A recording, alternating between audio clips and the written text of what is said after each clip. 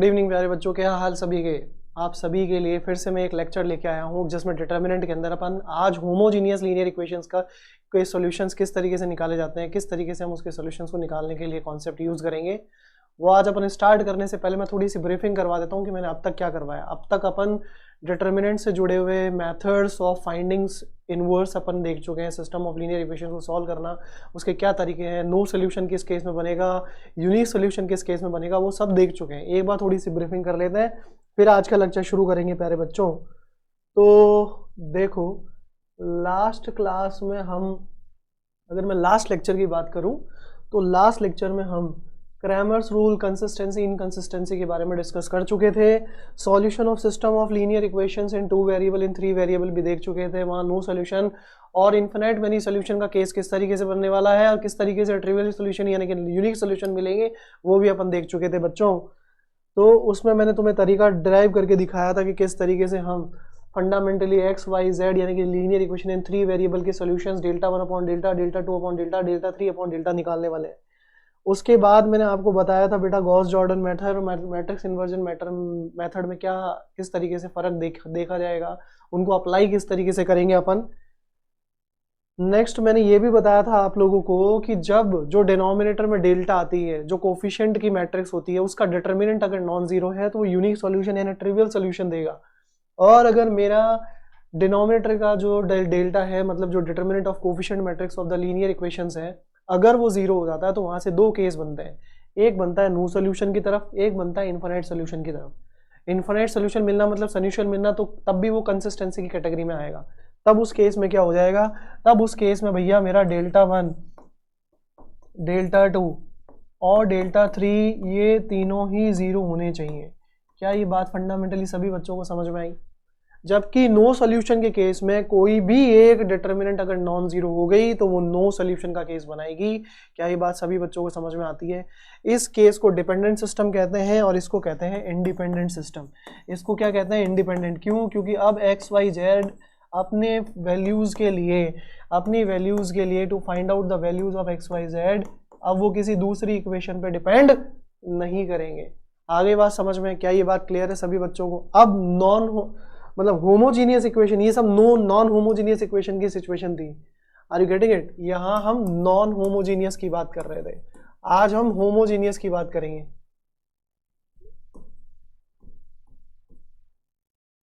आज हम बात करेंगे प्यारे बच्चों नॉन होमोजीनियस इक्वेशंस की। तो स्टार्ट करते हैं लेक्चर में हम बताते हैं आपको कि किस तरीके से आज हम अपने पॉइंट्स कवर करने वाले हैं फॉर होमोजीनियस, और क्वेश्चंस भी हम प्रैक्टिस करेंगे बच्चों। तो आज जो अपन करने वाले हैं, पहले तो होमोजीनियस लीनियर इक्वेशन के बारे में बताएंगे आपको बच्चों।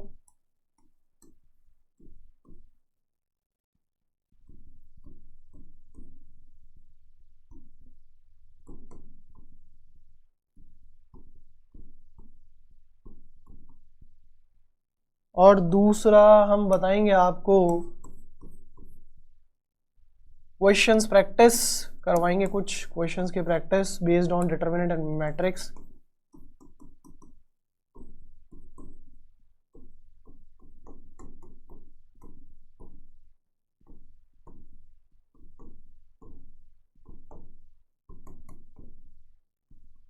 डिटर्मिनेंट, ठीक है। चलो शुरू करते हैं। सबसे पहला आता है system of homogeneous linear equation. Linear equation जो भी होमोजीनियस है तो उसका मीनिंग क्या है? एन इक्वेशन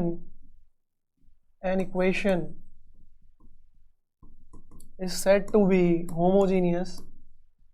लीनियर इक्वेशन बोल लो, अभी तो हम लीनियर इक्वेशन की बात कर रहे हैं। A linear equation is said to be homogeneous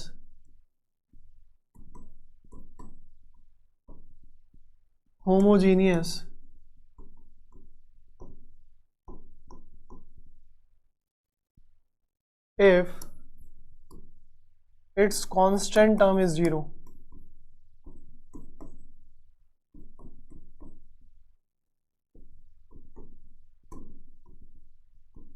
और it has trivial solution as it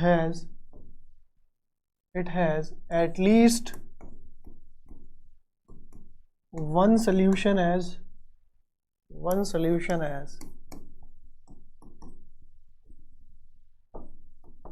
trivial solution.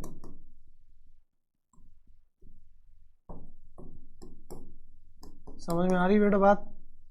अब उसमें इंपॉर्टेंट क्या है, उसमें इंपॉर्टेंट भैया ये है, उसमें इंपॉर्टेंट ये है कि जैसे मैं आपको एग्जांपल बताता हूँ कि हम किसको होमोजीनियस लीनियर इक्वेशन कहते हैं। जैसे मैंने एग्जांपल लिया बच्चों, जैसे a1x b1y plus c1z is equal to 0, a2x plus b2y plus c2z is equal to 0, a3x plus b3y plus c3z is equal to 0। ये हमारे पास में सिस्टम ऑफ लीनियर इक्वेशन है। अब आप ध्यान से देखना, मैं इसको मैट्रिक्स के फॉर्म में कैसे ब्रेक करता हूँ। ये इसको इस तरीके से लिखा जा सकता है, a1 b1 c1, a2 b2 c2, a3 b3 c3, ये सर नो। और ये वेरिएबल की मैट्रिक्स हो गई x y z, ये sir no is equal to 0। Correct है क्या? अब इंपॉर्टेंट क्या है, इंपॉर्टेंट ये है, इसको जीरो मैट्रिक्स बड़ा जीरो लिख दो, ऐसे ये जीरो है, जीरो मैट्रिक्स को इंडिकेट कर रहा है। क्लियर है क्या? इसको किस तरीके से लिख सकते हैं, इसको लिख सकते हैं ए कैपिटल, इसको अगर मैं कैपिटल ए से इंडिकेट करूं, इसको वेरिएबल मैट्रिक्स एक्स से इंडिकेट करूं, तो A into X is nothing but 0। क्या ये फंडामेंटल क्लियर हो गया बेटा? अगर ये फंडामेंटल सभी प्यारे बच्चों को क्लियर है तो ध्यान से सुनना। अब यहाँ एक इंपॉर्टेंट बात आती है। क्या इंपॉर्टेंट बात आती है कि अगर मेरा ए इन्वर्टिबल नहीं है, मान लो किस केस में इन्वर्टिबल नहीं होगा, या तो ए 0 हो जाए। अब यहाँ से दो केस बनते हैं आगे। अब दो केस कौन कौन से बनते हैं, ध्यान से देखना, दो केस कौन कौन से बनते हैं। अगर लिखा हुआ आ गया हमारे पास ax इज इक्वल टू 0, तो यहाँ से दो केसेस बनेंगे। एक बनेगा जब हमारा डिटर्मिनेंट a 0 हो जाए। अगर डिटर्मिनेंट a 0 हो गया, ऑलरेडी मेरी कोफिशिएंट मैट्रिक्स 0 है, तो यहाँ से हमारे पास में सिचुएशन क्या आएगी, constant matrix, sorry not coefficient matrix. तो यहाँ से सिचुएशन क्या हो जाएगी, इनफाइनाइट सोल्यूशन हो जाएंगे। क्या हो जाएंगी प्यारे बच्चों, इनफाइनाइट सोल्यूशन हो जाएंगे। क्यों इनफाइनाइट सोल्यूशन हो जाएंगे सर? उसका एक सीधा सा केस बताता हूँ कि ये जिसको मैं डेल्टा बोलता हूँ या d1 d बोलता हूँ, डेल्टा भी मेरा 0 है, डेल्टा भी मेरा 0 है प्यारे बच्चों, और मेरा डेल्टा 1 डेल्टा 2 डेल्टा 3 ये सब भी क्या है प्यारे बच्चों, 0 है। और दूसरा वो एक यूनिक सोल्यूशन है, ट्रिवियल सोल्यूशन की तरफ चलेगा, यूनिक और ट्रिवियल सोल्यूशन की तरफ चलेगा अगर मेरा डिटर्मिनेंट ऑफ ए, जिसे मैं कभी कभी डी, जिसे मैं कभी कभी डेल्टा बोलता हूँ, वो मेरा नॉन जीरो है। समझ में आ गई बात? तो उस केस में अब मेरे पास में डेल्टा 1 भी 0 है, डेल्टा 2 भी 0 है, डेल्टा 3 भी 0 है, कोई फर्क नहीं पड़ता, origin as a unique solution मिलेगा। Origin as a unique solution I will gate.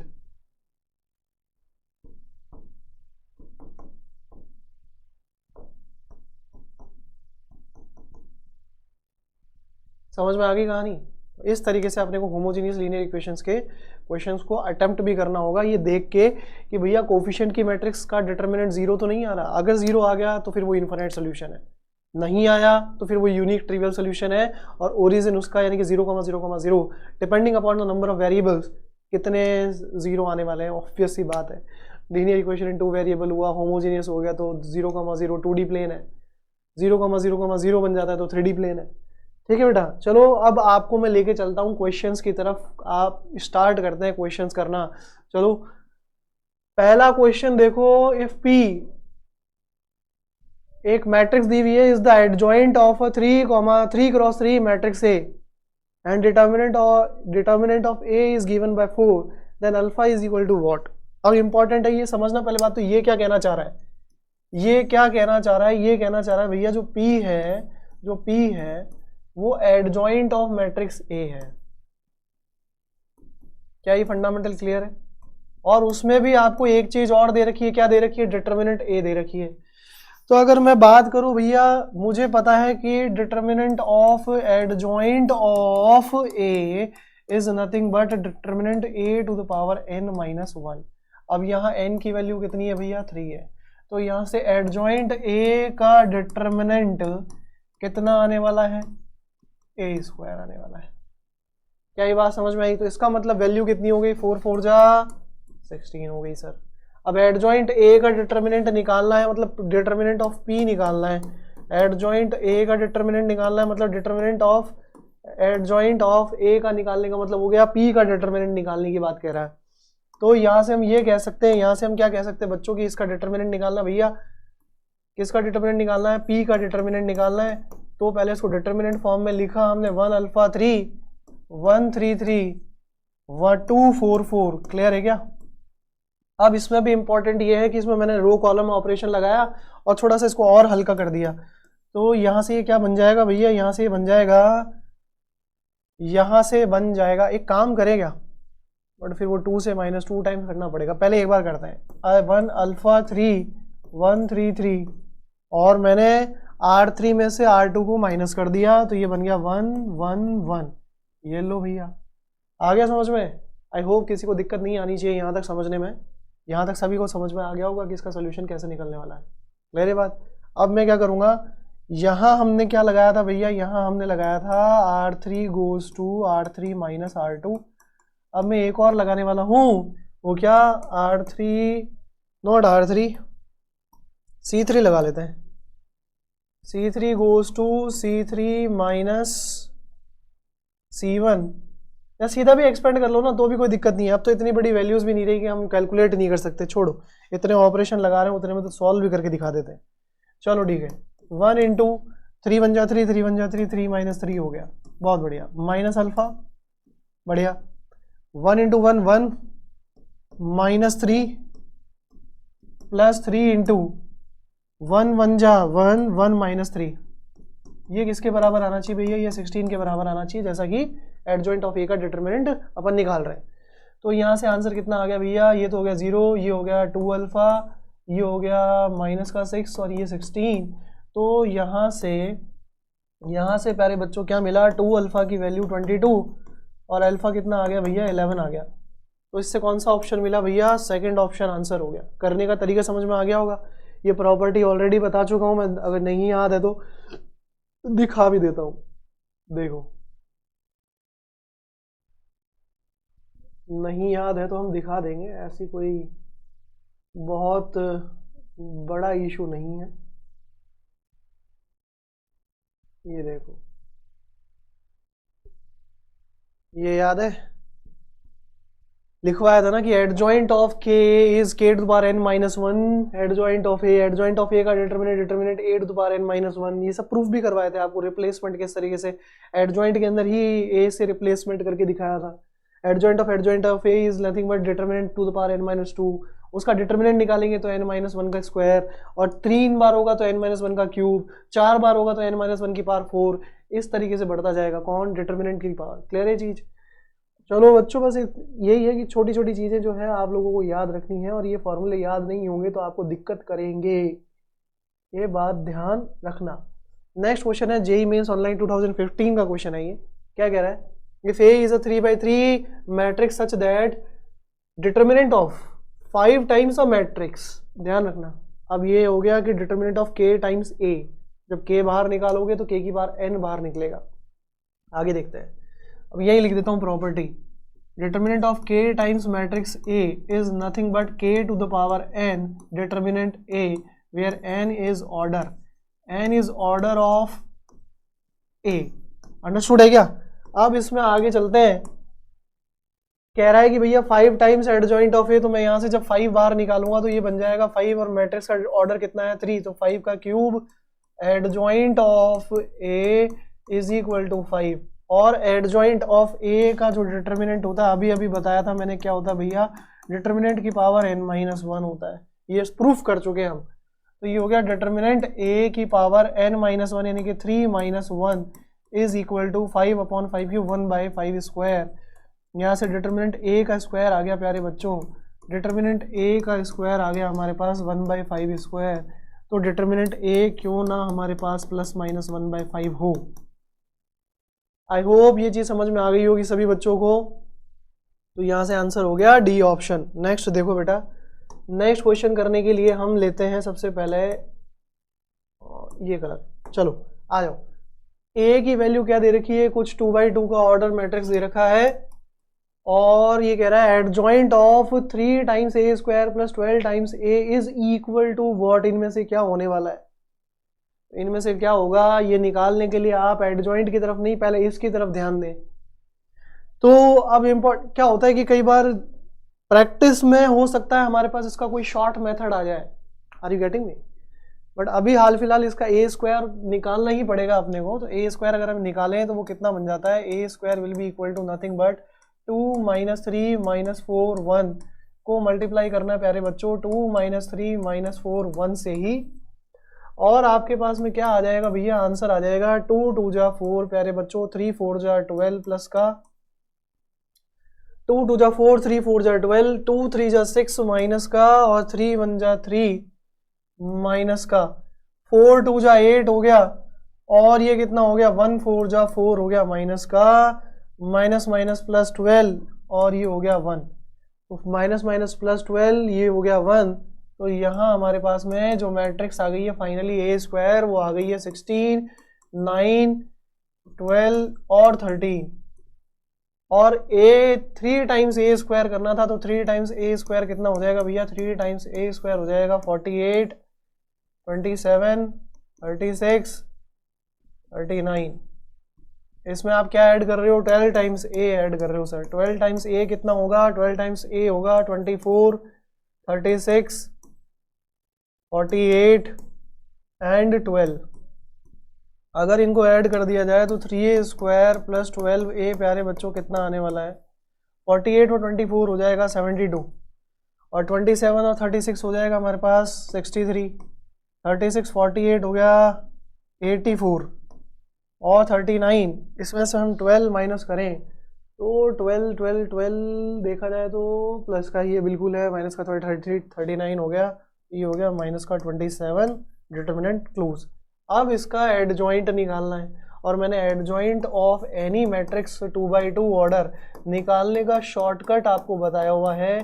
क्या बताया हुआ है कि आप सीधा सीधा क्या करेंगे, डायगोनल एलिमेंट इंटरचेंज कर दें, तो ये हो गया -27, ये हो गया 72, और इनके साइन अपोजिट कर दें तो ये हो जाएगा 84, ये हो जाएगा प्यारे बच्चों 63। ये आ गया आपका एडजॉइंट। आप देखें कितना आ रहा है, 84 72 63, ये 51 आना चाहिए, तो इसका मतलब ये माइनस का होना चाहिए। ये माइनस का कब होगा,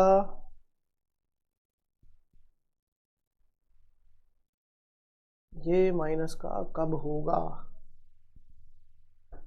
कहीं हो गई है गड़बड़, इसका मतलब 51 वाले के अंदर अपने को देखना था। चलो ठीक है, एक बार चेक कर लेते हैं। 12 हो गया प्लस का 1 हो गया, ठीक है, 12 और 1 39 13 13 3 जा 39, बिल्कुल 39 आ रहा है 39, और ये होना चाहिए प्लस का 12, ठीक है 12a का मतलब हो गया 12 1 जा 12, 12 1 जा 12 हो गया, 39 और 12 51 होता, लेकिन माइनस का अगर ये आता तो, ये माइनस का आता तो होता, माइनस का 12 नहीं है, ये क्या किया जाए, क्या किया जाए, ये 27 ही बन रहा है। तो अभी के लिए मैं यहाँ थोड़ा सा तुम्हें सिर्फ और सिर्फ ये सोल्यूशन देता हूँ। हाँ तो ऑप्शन डी रहा है, बट इसके अंदर हमारी ये कैलकुलेशन का पार्ट आपको रीचेक करके बताया जाएगा। ठीक है बेटा, चले आगे, चलो फिर भी मैं एक बार ही चेक कर लेता हूँ। 2 3 जो है माइनस का प्लस 12 1 और 12 और 1 13 हो गया, ठीक है 12 और 1 13 हो गया, 13 3 जा कितना हो गया 39। हाँ बिल्कुल, यहाँ माइनस था ही नहीं, यहाँ था प्लस, तो जब ये प्लस था तो आपने माइनस क्यों लगाया, ये इम्पोर्टेंट है। तो ये 39 रहेगा, 39 और 12 कितना हो गया भैया, वो हो गया 51। इंटरचेंज करोगे, लो ठीक है, आ गया समझ में। बस कैलकुलेशन सबसे इंपॉर्टेंट पार्ट है, कैलकुलेशन सही तो सब सही, कैलकुलेशन नहीं सही तो कुछ भी सही नहीं। देखो लेट ए एंड बी भी 2 इन्वर्टिबल मैट्रिक्स, 2 इन्वर्टिबल मैट्रिक्स है, मतलब दोनों का डिटरमिनेंट नॉन जीरो है, क्लियर है बात। अब आगे क्या कह रहा है कि determinant of A B A transpose is equal to 8 and determinant of A B inverse is 8, then find the determinant of this. अब एक प्रॉपर्टी मैं याद दिला देता हूँ, मैंने प्रूफ करवाया था। Determinant of A B can be written as, ये सीधा सीधा ऐसे लिखो ना कि determinant of A into B can be written as determinant of A multiply by determinant of B. यहाँ तक क्लियर है? अगर ऐसा हम लिख सकते हैं तो बच्चों ध्यान से देखना, इसमें मैं एक प्रॉपर्टी यहाँ, ये प्रॉपर्टी मैं यहाँ इंप्लीमेंट कर देता हूँ। तो डिटर्मिनेंट ऑफ ए सीधा सीधा यूँ कहो कि वो ऐसे लिखा हुआ है, A B A transpose can be written as 8, और यहाँ क्या लिखा हुआ है, determinant of A B inverse is written as 8, और डिमांड किसकी की जा रही है? अच्छा, इसमें भी प्रॉपर्टी, इसको मैं लिख देता हूँ यहाँ, determinant of B A inverse B transpose. अब एक इंपॉर्टेंट बात मैं बता देना चाहता हूँ, कुछ प्रॉपर्टीज जो इसमें इंप्लीमेंट होगी वो कौन कौन सी होने वाली है। एक तो ये होगी, दूसरा determinant of B inverse is always 1 by determinant of B. दूसरा डिटर्मिनेंट ऑफ ए ट्रांसपोज या B transpose determinant of A के बराबर ही होता है। ये प्रॉपर्टीज अपने को इंप्लीमेंट करनी है। अब चाहे डिटर्मिनेंट ऑफ ए इनवर्स बोले चाहे डिटर्मिनेंट ऑफ बी इनवर्स हो गए, प्रॉपर्टी तो यही काम में आएगी। अंडरस्टूड ये बात? चलो आगे देखो बच्चों कैसे सॉल्व करेंगे, इसको सिंप्लीफाई कैसे करेंगे। तो इसको मैं लिख सकता हूँ determinant of A, determinant of B, determinant of A transpose is equal to 8। यहाँ कैसे लिखेंगे, determinant of A, determinant of B inverse is equal to 8। Clear है क्या? अब इंपॉर्टेंट क्या है, वो प्रॉपर्टीज इसमें इंप्लीमेंट करेंगे हम। Determinant of A, determinant of B, determinant of A is equal to 8, determinant of A upon determinant of B can be written as 8। Important क्या है, जैसे मान लो कि ये इक्वेशन हमारे पास में फर्स्ट हो गई और ये इक्वेशन क्या हो गई बच्चों, सेकंड हो गई। तो इन दोनों को अगर मैं मल्टीप्लाई करूं तो देखो ए 2 बार डिटर्मिनेंट मल्टीप्लाई हो रही है, तो ए स्क्वायर और इसके साथ मल्टीप्लाई कर रहे हैं हम इक्वेशन 1 एंड 2 को। इक्वेशन 1 इंटू इक्वेशन 2 करने जा रहे हैं ताकि हमें ए की डिटर्मिनेंट का क्यूब मिल जाए। तो डिटर्मिनेंट ए क्यूब क्या हो जाएगा, ए इंटू ए क्यूब हो गया डिटर्मिनेंट। ठीक है, अब 8 जब प्यारे बच्चों क्या होने वाला है, 64 होने वाला है। तो ये हो गया हमारे पास में 64। तो डिटर्मिनेंट ए की वैल्यू कितनी आ गई, डिटर्मिनेंट ए की वैल्यू आ गई 4। Yes sir no? अब डिटर्मिनेंट ए हमारे पास 4 आ गया, डिटर्मिनेंट ए 4 आ गया, तो डिटर्मिनेंट बी कितना हो जाएगा प्यारे बच्चों, डिटर्मिनेंट ए हमारे पास 4 है, तो ये हो गया बच्चों 4/8 कमिंग आउट टू बी 1/2। और आपको निकालना क्या है, आपको ये सॉल्व करना है। तो इसे लिखेंगे determinant B, determinant A inverse, determinant B transpose. अब इसको सिंप्लीफाई करें तो ये हो गया determinant B 1 upon determinant A and multiply by determinant B. Determinant B की वैल्यू 1/2 पुट कर दो तो ये हो गया 1/2 का स्क्वायर, और 1 बाय डिटर्मिनेंट ए यानी कि 1/4 हो गया प्यारे बच्चों। तो ये कितना आ गया फाइनल आंसर, 1/16। आई होप ये फंडामेंटल सभी बच्चों को समझ में आ गया होगा कि किस तरीके से इस क्वेश्चन को सिंप्लीफाई करना है। I hope this is clear. चले आगे देखो, नेक्स्ट आता है हमारे पास में ये क्वेश्चन, ये सभी को दिख रहा होगा। अब इसमें कह रहा है कि भैया अगर मेरे पास में ये मैट्रिक्स है और उसमें एंगल थीटा, मैट्रिक्स ट्रिग्नोमेट्री की फंक्शंस के फॉर्मेट में दी हुई है, तो ट्रिग्नोमेट्री की मैट्रिक्स हो गई, और इसमें जो एंगल लिया हुआ है वो 3π/4 से 5π/4 के बीच में लिया हुआ है, यानी कि पाई माइनस π/4 से पाई प्लस π/4, जिसमें भी दोनों एंगल इंक्लूडेड नहीं है, इस बात को ध्यान रखना। वो कह रहा है determinant A lies in the interval, determinant A इनमें से कौन से इंटरवल में लाई करेगा। तो सबसे पहले डिटर्मिनेंट ए की बात कर लेते हैं। तो यहाँ मैं डिटर्मिनेंट ए लिखना चाहूंगा, और वो क्या आ जाएगा बच्चों, वो आ जाएगा हमारे पास में 1 sin theta 1 minus sine theta 1 sin theta. Clear है प्यारे बच्चों? और क्या आ जाएगा बच्चों, -1 माइनस साइन थीटा, और ये आ गया 1। अब आप चाहो तो इसमें रो कॉलम ऑपरेशन लगाना चाहो बेशक लगा सकते हो, कोई फर्क नहीं पड़ने वाला। कैसे नहीं, ऑब्वियसली मतलब कैलकुलेशन पे तो फर्क पड़ेगा ही। तो मैं ये बोलूं कि लेट सपोज जैसे मैंने इसको इसमें ऐड कर दिया तो ये दोनों एलिमेंट 0 बन जाएंगे। तो मैं क्या करने वाला हूं, C3 goes to C3 + C2 कर देता हूं C1। तो क्या बनेगा भैया, कैलकुलेशन बन जाएगा हमारे पास में कुछ इस तरीके से। तो ये आ जाएगा 1 माइनस का साइन थीटा और ये आ गया -1, ये है sine theta 1 minus sine theta, और यहाँ क्या बन जाएगा 1 और 1 हो जाएगा 2, ये हो जाएगा 0, ये हो जाएगा 0। अब मैं एक्सपेंड भी किसके अबाउट करूंगा, expand along C2 sorry C3, expand along C3। अब C3 के अलावा अगर एक्सपेंड करना है तो 2 ही है जो वैल्यू देगा, बाकी तो 0 0 है। तो सीधा सीधा मैं क्या कह सकता हूँ, 2 इंटू दिस यानी कि sine square theta, this into this यानी कि +1। तो ये हमारे पास में इस डिटर्मिनेंट A की वैल्यू फाइनली कितनी आ गई प्यारे बच्चों, 2 times 1 plus sine square theta. अब इसकी वैल्यू की बात कर, इसका वैल्यू कितना होने वाला है वो चेक कर लेते हैं। तो मैं कह रहा हूँ कि 1 प्लस साइन स्क्वायर थीटा में साइन थीटा -1 से 1 होता, लेकिन अभी है नहीं।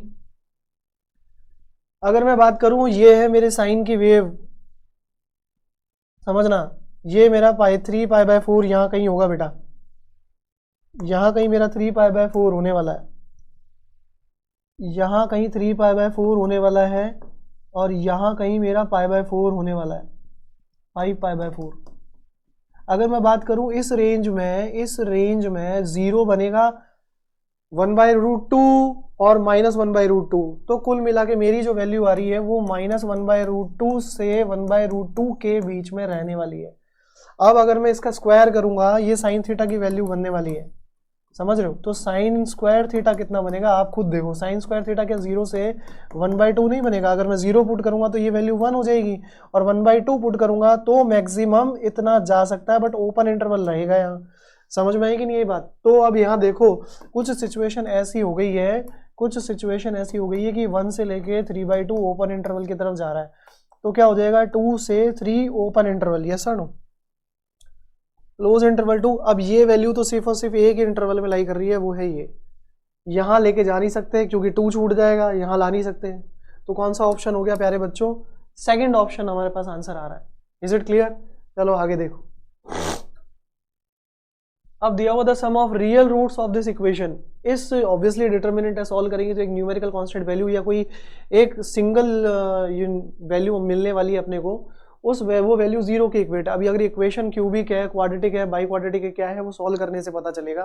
वैसे तो ट्रेस के प्रोडक्ट से पता चल जाता है कि ये क्यूबिक इक्वेशन है, करेक्ट है। तो आ जाओ चलो सिंप्लीफाई करने चलते हैं इसको, इस क्वेश्चन को। तो ये क्या बनने वाला है हमारे पास में भाई, एक तरीका और है इस क्वेश्चन को सॉल्व करने का, कि क्या मैं ऐड वगैरह करके भी कुछ और थोड़ा सा इसको रिड्यूस कर सकता हूँ कैलकुलेशन को। तो मैं चेक कर लेता हूँ, मैं काम करता हूँ, यहाँ से इसको मैं लिखूंगा, यहाँ लिख लेता हूँ R3 goes to R3 plus R2। तो क्या बन जाएगा भैया, ये बन जाएगा x - 6 - 1 2 - 3x x - 3, और ये बन जाएगा -1 - x और 2x - 1, ये सर नो, ये 0 के बराबर है। अब ध्यान से देखना बेटा, मैं इस रो को और इस रो को माइनस से मल्टीप्लाई कर देता हूँ, कोई फर्क नहीं पड़ेगा कि इक्वल टू किस साइड। तो क्या है भैया, 0 है हमारे पास, क्या है बच्चों 0। तो ये बन जाएगा हमारे पास में -x 6 1 2 - 3x x - 3, और ये बन जाएगा 1x 1 - 2x, आएगा नहीं समझ, इक्वल टू 0। अब ध्यान से देखना, अब इसको कैलकुलेशन करना शुरू करते हैं, इसकी कैलकुलेशन करना शुरू करते हैं बच्चों। तो ये क्या बनने वाला है, मल्टीप्लाई करो जरा, ये हो गया -x टाइम्स माइनस का 3x इंटू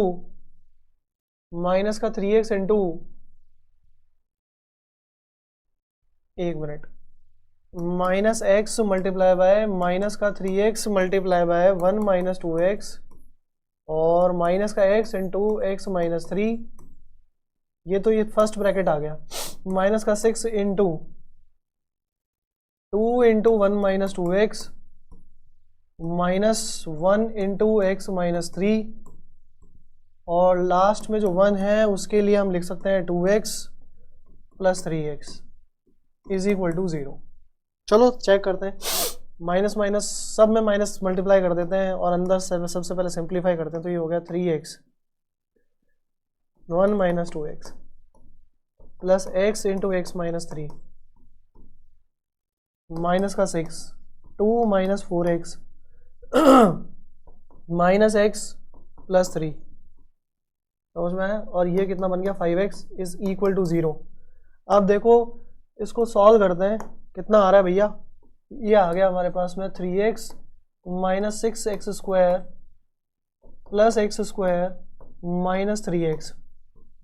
ये कितना बन गया भैया, ये बन गया माइनस का 6 टाइम्स 5 माइनस 5x और ये आ गया प्लस का 5x इज इक्वल टू 0। इन सब में से 5 कॉमन आ रहा है, देख लो ये बनेगा माइनस का 5x स्क्वायर, ये टर्म कैंसिल हो जाएगी, तो मैं 5 अगर कॉमन ले लूँ तो अंदर x मल्टीप्लाई कर सकता हूँ, वो भी माइनस के 5x स्क्वायर से, तो 5 तो कॉमन ले लिया तो माइनस का x स्क्वायर बचा, माइनस का x square into x minus का x क्यूब, और यहाँ कितना बचा 5 कॉमन लेने के बाद माइनस का 6 प्लस का 6x और ये हो गया प्लस का x इज इक्वल टू 0। जहाँ तक मैं देख पा रहा हूँ इसमें एक्स स्क्वायर का कोफिशिएंट 0 है, वो कह रहा है sum of roots is equal to coefficient of minus times coefficient of X square upon X coefficient of X cube, ऐसे लिखोगे ना। तो ये कितना आ रहा है माइनस टाइम्स, ये तो 0 आ गया, 0 है, यहाँ तो कुछ बनने वाला ही नहीं है, तो ये कितना बन गया भैया, ये बन गया माइनस का एक्स क्यूब प्लस का 7x minus 6 is equal to 0। तो एक्स स्क्वायर का कोफिशिएंट ही 0 है, 0 अपॉन -1 जो भी रखना चाहो, तो आंसर कितना हो गया भैया 0 हो गया, 0 हो गया। तो भैया C option is correct option. I hope ये चीज़ सभी बच्चों को समझ में आ गई होगी कि किस तरीके से अपने को ये सारे क्वेश्चंस इंप्लीमेंट करने हैं, सॉल्व करने हैं, ठीक है। आप ये थोड़े बहुत क्वेश्चंस मैं आप लोगों को एज ए होमवर्क भी दे रहा हूँ, ट्राई करिएगा, एक आध दो क्वेश्चन ही दे रहा हूँ, मैं इनको सॉल्व करवाऊँगा, डोंट वरी, या आपके लिए होमवर्क की तरह है, आप इनको सिंप्लीफाई करिएगा, सॉल्व करिएगा, ठीक है बेटा। तो आज के लिए इतना ही, मिलेंगे नेक्स्ट क्लास में, वहाँ सॉल्व करवाएंगे हम आपको और क्वेश्चंस।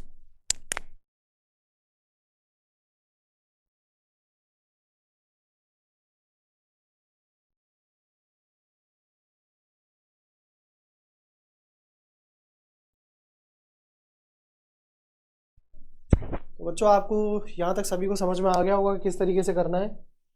तो आज के लिए बस इतना ही, थैंक यू सो मच, मिलेंगे नेक्स्ट क्लास में और ऐसे सारे क्वेश्चंस करवाएंगे जिसमें आपको सोचने का तरीका बताएंगे, किस तरीके से सॉल्व होते क्वेश्चन, अगर शॉर्ट ट्रिक लग रही है तो शॉर्ट ट्रिक बताएंगे। थैंक यू सो मच बच्चों।